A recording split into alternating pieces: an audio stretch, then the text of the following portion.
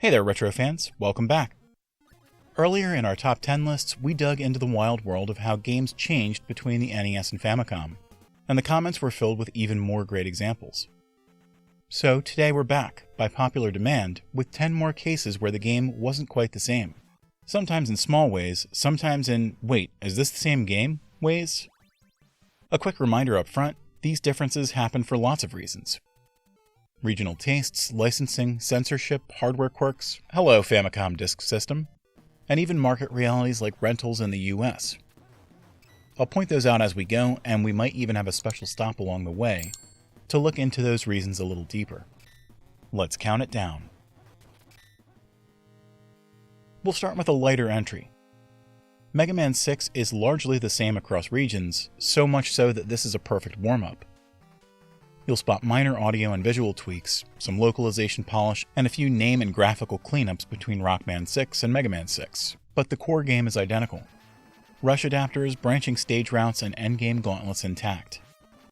Consider this one the palate cleanser before the truly dramatic differences kick in. In Japan, Sayuki World 2 is a sequel inspired by Journey to the West. For North America, it got reskinned into Wampum, swapping the Chinese mythos for a very 1990s Native American theme. The hero, enemies, stage names, and item naming all got cultural overhauls. The level order and layouts were lightly reworked too. Under the hood, it's the same engine, but the vibe is completely different. If you ever felt like Wampum looked and played like another game wearing a costume, you were right. If you grew up on NES Bayou Billy and thought it was mean, you're not alone. The Japanese Mad City is noticeably easier, enemy health and damage values are toned down, and some sections are more forgiving. The NES release beefed up Stage 1, forcing you to get rough with a gator, and it also tightened resource drops, which makes the early game way spikier. There are also mode and content differences. Mad City includes a quiz mode, and several sprites were redrawn in the West. Yes, including some outfit tweaks that are more revealing on the NES.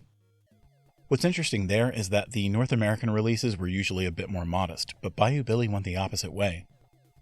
All in all, it's a fascinating look at how the same beat-em-up plus driving plus light gun mashup got split by regional tuning.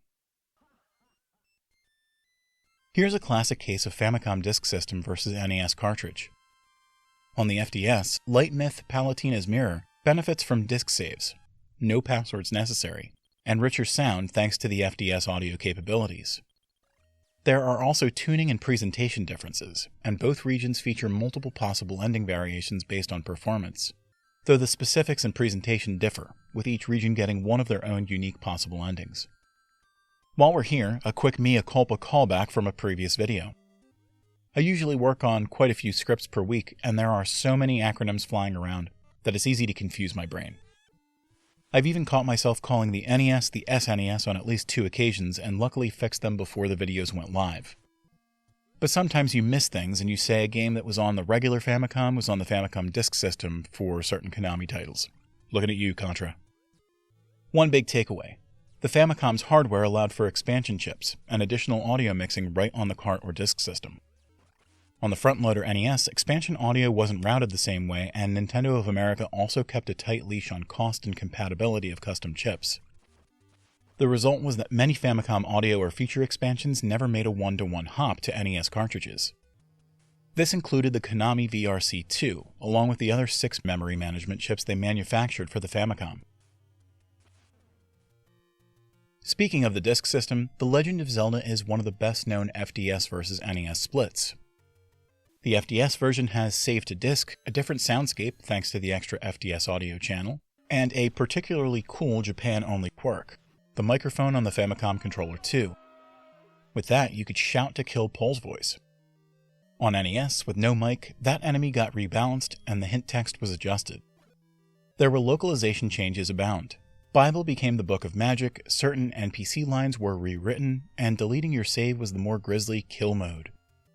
All in all, it was the same Hyrule, but the feel and even the puzzle hints changed across regions. Let's talk difficulty in this entry. The Japanese version of Battletoads is significantly easier in several infamous sections. The Turbo Tunnel, Clinger Winger, enemy density, life and continue tuning, the works. There are also small UI and behavioral differences around how Player 2 joins and continues, influenced by the Famicom hardware conventions. The Famicom version didn't have a start button on the controller, so the title screen had a menu that allowed you to select how many people were playing. But that's small potatoes, as the main changes of the game all had to do with making the game much easier in the East. If your friend in Osaka breezed through a section you swore was impossible, they probably weren't lying. Quick sidebar, why were US versions so often harder back in the NES era? I had always thought, thanks to Final Fantasy Mystic Quest, that North American gamers were thought to need dumbed-down experiences. But a huge number of NES games challenged that notion. 3 big reasons usually get cited. The market was very different in the United States, and rentals were changing the way people played their game. Developing games to be harder slowed weekend completions, and encouraged repeat rentals. Making games harder made them seem longer. Fatigue-resistant difficulty stretched a game's life when carts were pricey. A lot of new and younger gamers aren't going to know this, but back in the day before the internet, getting through a tough game couldn't be solved as quickly as it is today. Unless you were lucky and had a copy of Nintendo Power that gave you the advice you needed, you were turning to hint lines and strategy guides. These were a huge revenue stream and marketing ecosystem all on their own. Put these all together and you get the NES hard reputation in the West, while several Japanese releases feel fairer by comparison.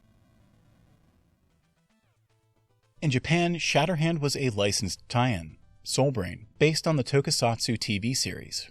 For the NES, the license disappeared and Shatterhand was born, with a new hero, a new introduction and story framing, and even level swaps. Famously, a carnival amusement park stage in Soulbrain became a submarine stage in Shatterhand, though there is evidence that Shatterhand was actually developed first, despite a later release date. Boss placement changed, enemy balance was tightened, and the NES release is, no surprise here anymore, harder overall. It had the same excellent punch plus robot helper chips core, but they were 2 noticeably different tours through the same bones of a game. Power Blade is the how is this the same game poster child. Power Blazer, the Japanese release, is a cute, slower platformer with simpler physics. Power Blade on the NES and the US was heavily rebuilt. You get an Arnold-esque hero, Nova, a snappier boomerang with better arcs and range, stage select, dialogue and map overhauls, music and sound changes, and a general tightening of controls that make it feel like a different, and frankly better, action game. Even the level layouts saw meaningful rewrites in places. Same DNA, very different results, and most fans consider Power Blade the definitive version. One word: VRC6. We talked about those custom memory chips earlier, and the Famicom release of Castlevania 3 shipped with Konami's mapper that added extra music channels, providing a richer, moodier soundtrack. Once you hear it, it's hard to go back, but that's not all. The Japanese version is generally easier, with less punishing damage values and a few item and enemy adjustments. Each of the characters were lightly tweaked as well, but Grant especially changed a lot. In Japan, his default attack throws a dagger across the screen, great for safety and routing. In the NES release, he's stuck with a baby knife that would give Deadpool a giggle. This nerfing made him less preferred in many sections. Add in the usual localization and symbol edits, and you've got a pair of classics that sound and play very different, enough to spark debates to this day. A quick shout out before our top pick. Journey to Silius is often whispered about because of its almost was history, as it began life as a Terminator tie-in, but region to region, those changes are comparatively minor. There are the usual localization and presentation tweaks, but nothing like the whiplash of Power Blazer to Power Blade or Mad City to Bayou Billy. But any way you shake it, Journey to Silius, or Rough World as it was called in Japan, is still a banger, and still belongs in conversations about games that were almost licensed, but still awesome. This is the big one. In Japan, the subtitle literally references Hitler's resurrection, and the game is absolutely open about the Nazi analogs, swastikas, uniforms, and the whole aesthetic. The infamous final scene in both games shows Hitler's face exploding. For the West, out came the red pen. Nazis became the bads, Hitler became Master D, and iconography was replaced or removed. But the differences aren't just cosmetic. The top secret version has richer radio intel communication set that correctly hints at traps and mechanics, and a few weapon and mechanical changes, including that wide cannon variant, a rapid, broader spread, that behaves differently from the NES build many of us know. There are also environmental interactions like rock smashing with the arm that are presented and hinted at more clearly in the Japanese version. It was the same grappling brilliance, but with a totally different tone. It's perhaps the most dramatic case of same game, different worlds on this list. And that's our list. 10 more times the NES and Famicom were not playing the same tune. From music chips and disc saves to licensing swaps, difficulty spikes, and complete tone rewrites. It's a reminder that the 8-bit era was way more fragmented and fascinating than a single box under the TV could ever show. What did we miss this time? If you want a part 3, drop your picks in the comments. And if you enjoyed this deep dive, please like, subscribe, and ring the bell so you don't miss the next retro rabbit hole. Thanks for watching, and I'll see you next time.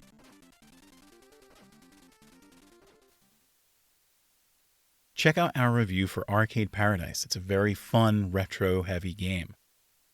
If you're into D&D, you can also check out our sister channel, Tellist, where we have plenty of maps on display.